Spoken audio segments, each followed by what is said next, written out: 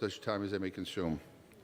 Mr. Speaker, my good friend from Minnesota said we wouldn't be in this position if we had done what the Republicans had asked us to do. We did. And I want to ask unanimous consent to insert in the congressional record the letter that Minority Leader Kevin McCarthy sent to Speaker Pelosi requesting a number of items.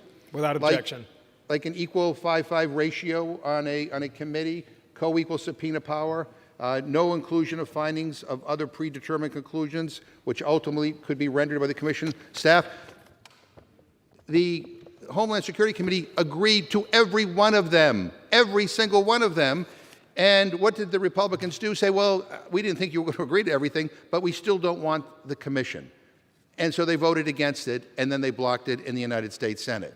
So don't talk to me about partisanship or bipartisanship when it was very clear early on that my friends on the other side had no intention of wanting to work with us to get to the truth because they couldn't take yes for an answer.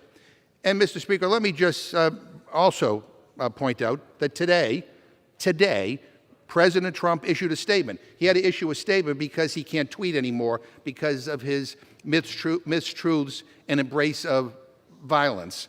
But anyway, he issued a statement today. This is what he said. The statement says, the insurrection took place on November 3rd, Election Day.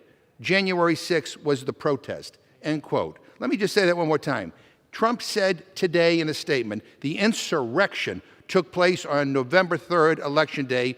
January 6th was a protest, end of quote. And by the way, he didn't mention that it was a violent protest on January 6th.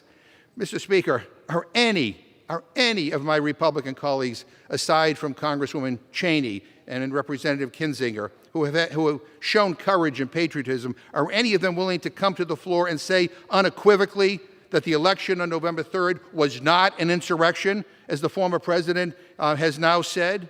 It was a free and fair election held by one of the oldest democracies in the world, and that used to mean something to my Republican friends.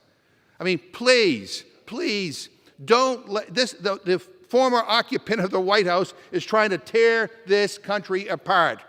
And unfortunately, too many on the other side are going along with them. Enough. I reserve my time.